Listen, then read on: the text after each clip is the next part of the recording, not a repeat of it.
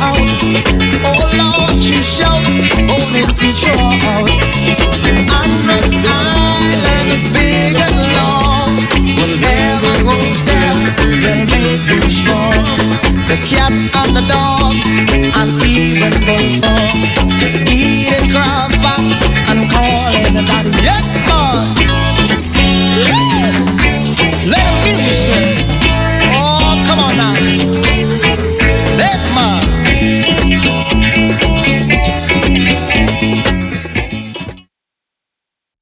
All I want for Christmas is to cook Christmas dinner with my mom, but she's staying in Inagua. BTC Internet brings her straight to my kitchen. Receive a free Samsung tablet when you sign up for our Internet, TV, and home phone bundle for only $99.99. And when you do, get a chance to win a Samsung 43-inch smart TV. BTC connects you to all you want for Christmas. Mom, all I want for Christmas is for you to tell me after the rum, what next? Conditions apply. The Ministry of Health wishes to advise members of the public that prevention is key during this flu season. Practicing good cough hygiene can make the difference between you and your loved ones getting the flu or spreading the influenza virus. Good cough hygiene habits include covering your mouth and nose with a tissue when coughing or sneezing, and proper disposal of the tissue in a trash bin. Coughing or sneezing into your upper sleeve near your inner elbow and not your hands when a tissue is not available. Avoiding the use of handkerchiefs and towels as they hold germs, becoming a nest for the virus. And frequently washing your hands with soap and water, which is listed as one of the most important steps you can take to avoid getting sick and passing the virus on to others. If you have any questions about how to practice good cough hygiene to avoid catching or spreading the flu, contact your nearest community clinic or the Health Education Division at the Ministry of Health. This message is brought to you by the Ministry of Health in partnership with the Public Hospitals Authority.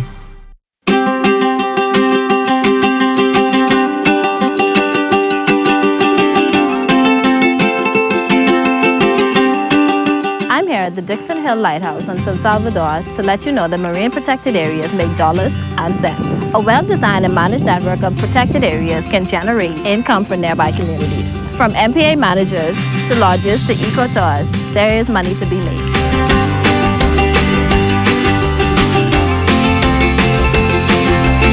Healthy marine ecosystems help to protect our islands from climate change and other impacts that we cannot control.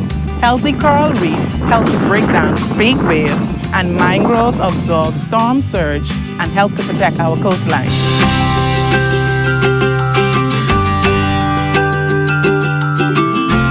Older and larger fish tend to carry more and healthier eggs than younger fish. Fish replenishment areas will allow fish to grow bigger and ensure that we have more fish now and in the future. In our replenishment area, fish are free to grow and reproduce. As their populations increase, more fish will spill over into other areas where fishermen can increase their catch and their income. I support the establishment of a marine protected area on my island. I support the establishment of marine protected areas on my island. I support the establishment of marine protected areas on my island. I support the establishment of a marine protected area on my island, and you should too. And you should too. And you should too. And you should too. See the future with Bahamas Protected.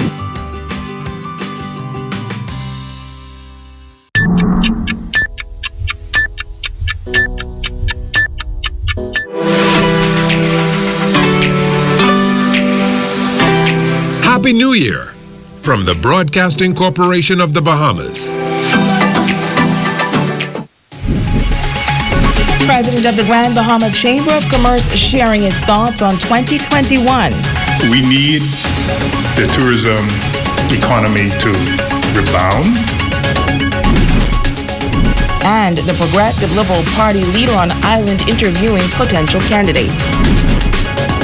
The Bahamas Tonight, the Northern Edition, starts now. This is the Bahamas Tonight, Northern Edition. Good evening, Bahamas. I'm Shashina Rowe-Farkas, and as always, it is so great to have you with us. Topping news, the leader of the Grand Bahama business community expressing some hope for economic recovery in the months to come. Gregory LaRota acknowledging that Hurricane Dorian, as well as COVID-19 restrictions, dealt this northern island back-to-back blows, but he says that new initiatives are on tap and that should prove to bring about some relief. Megan Shepard reports. President of the Grand Bahama Chamber of Commerce, Gregory LaRota, says that 2020 was a very challenging year for this island. He says that the Chamber began the year by working with NGOs and stakeholders, trying to assist the business community rebuild post-Hurricane Dorian. And not long after, within the first quarter of the year, the COVID-19 pandemic began to dominate 2020. We had businesses struggling to recover from Dorian, some of them still not yet open. And then we were faced with the lockdowns, the curfews, that just added additional burden to small, micro, medium-sized businesses on the island. And so we saw a lot of businesses having to reduce staff. Some closed their doors. Unfortunately, some of them still haven't recovered yet. Some have even chosen not to reopen. Now, LaRota notes that there were businesses that were able to remain open, specifically those considered as essential and those that made the necessary adjustments. However, he compared this to the grim reality of the tourism sector. Persons that did fairly well were businesses that were in the food industry, building supplies, and the likes. But needless to say, businesses that had anything to do with tourism just didn't fare well at all, and continuing to struggle even at the end of 2020.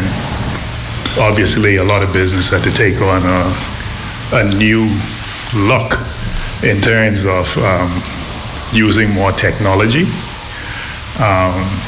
digitizing more, online shopping, curbside, that type of thing. And so we made adjustments where we had to. And a lot of businesses were able to survive. LaRota also notes the impending reopening of the Grand Lucayan Resort. He says while he understands that tourism cannot be the only sustaining factor for the economy going forward, he believes that it is a necessary jumpstart. We need the tourism economy to rebound in order for us to really get back on the right footing.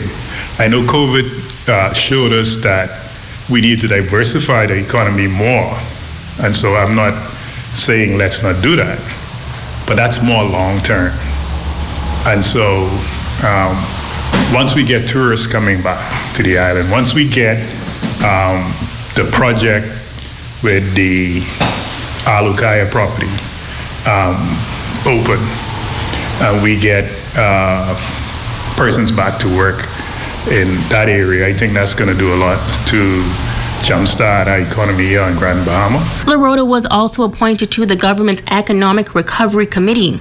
To this end, he says they were able to present a number of initiatives they believe will bring about economic recovery. He says that the first quarter of this year will be about looking at what needs to be done to get back on good footing.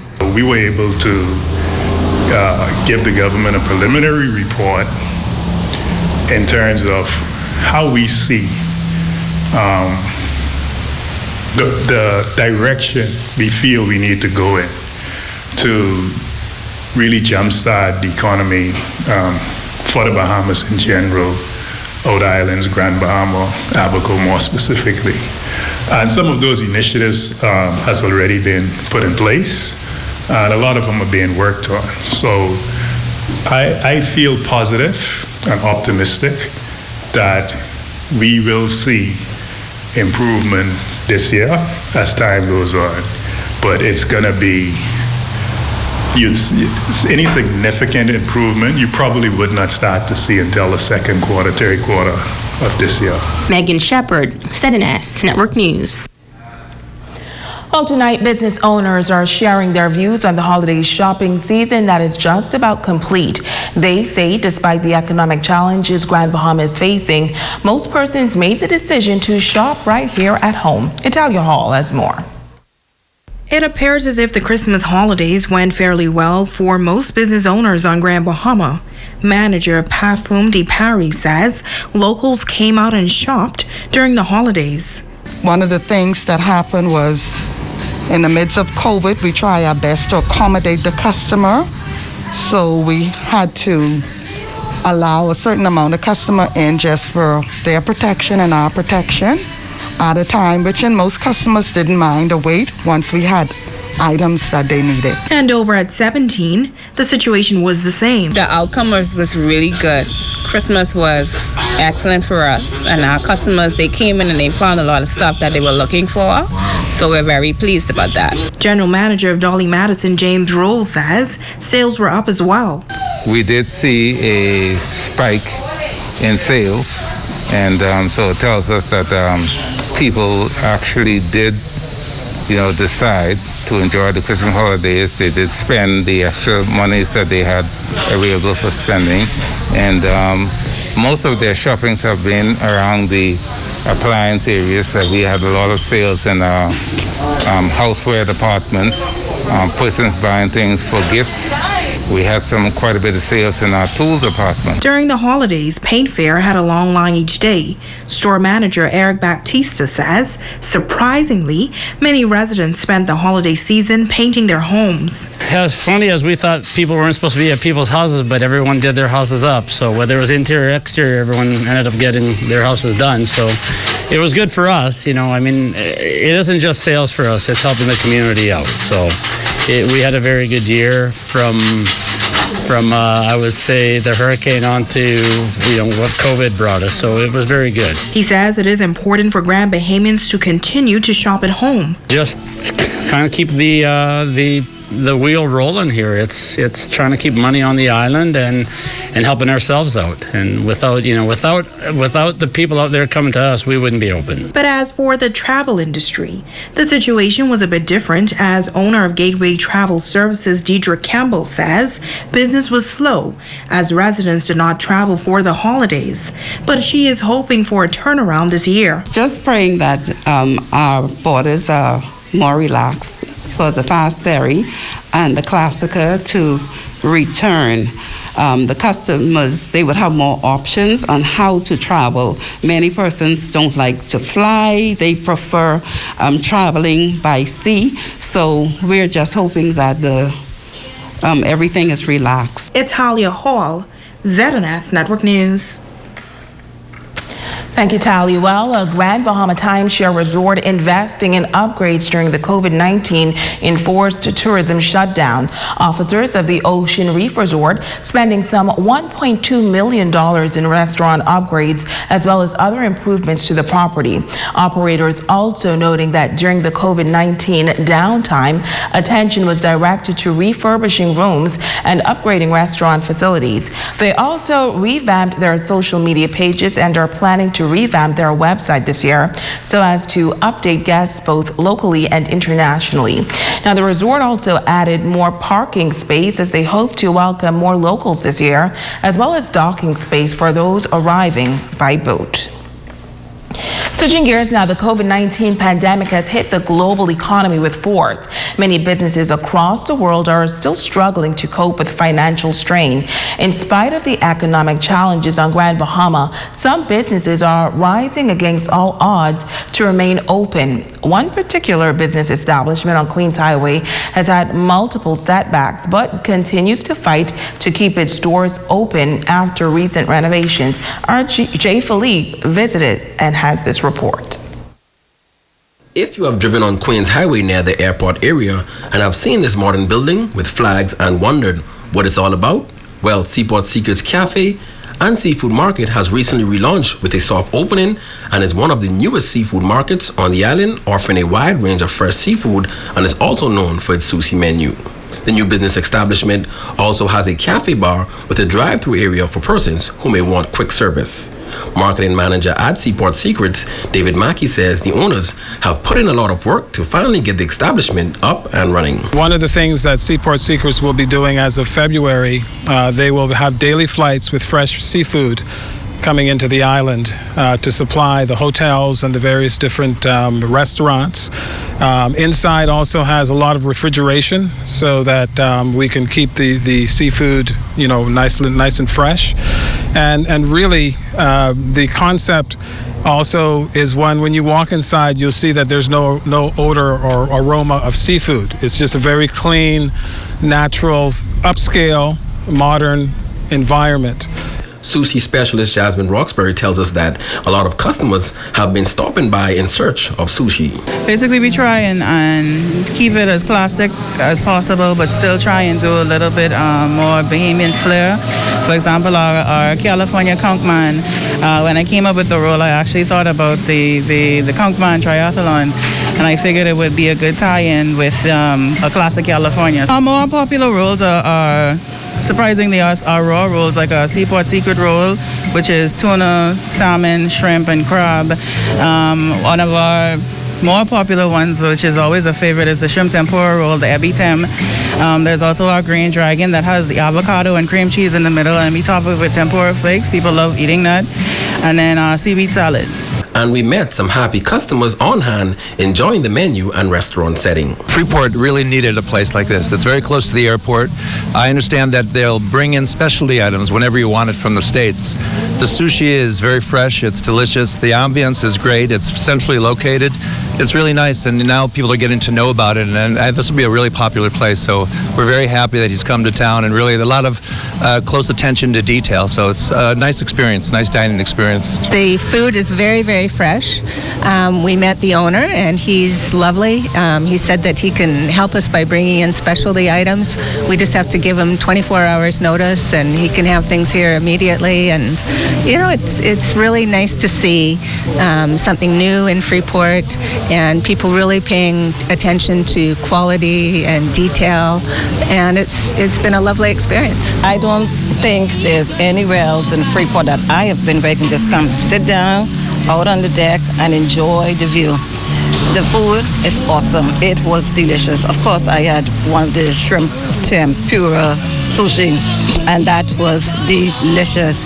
I'm going to put the clarion call out there to Grand Bahamians and the general public to come out and support this new venture.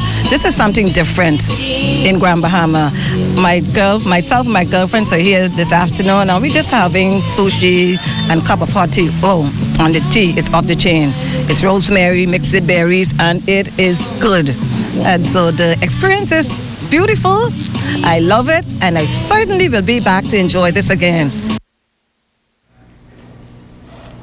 Well, let's go live to Jay Philippe, who is standing by at Seafood Secrets. Well, I guess it's no longer a secret now. Jay, take it away. Seaport Secrets, located on the corner of Queens Highway and the airport road. When most persons come here, they are looking for sushi, but come to find out, really, this place has more than just sushi to offer. And I'm here with David Mackey, who is the PR personnel for Seaport Secrets. Tell us a little bit more about this establishment and what you guys have to offer. Well, Seaport Secrets is seafood, sushi, and coffee. And right now we are in the amazing seafood section. And as you look inside the cooler, we can see some of the seafood that's here. You've got crab legs, grouper, wahoo steaks, sea bass, special import, tuna steaks, scallops, grouper fillet, salmon, and actually you even have frog legs for those who want some frog legs. It's here. So really, Seaport Secret is all about catering to anybody's special needs, whether it's exotic or whether it's would be like the boiled fish, the stew fish, what have you. It's all available right here. Well, David, this is my second time here for today. I was here earlier at 12 p.m. I saw a lot of cars, a lot of vehicles, and so many persons. So this place really is not a secret anymore. Nope, the secret is out at Seaport Secret. And really one of the things that people really like is the ambiance. I mean, once you come inside here, you feel like you're in another world. You see all of the care that's gone into putting in the Bahamian artwork. And also, you don't smell any seafood odor. So a lot has been put into it. You got nice music playing, so you can come in and really enjoy and experience it. You can sit out in the cafe and enjoy your sushi or your coffee drinks.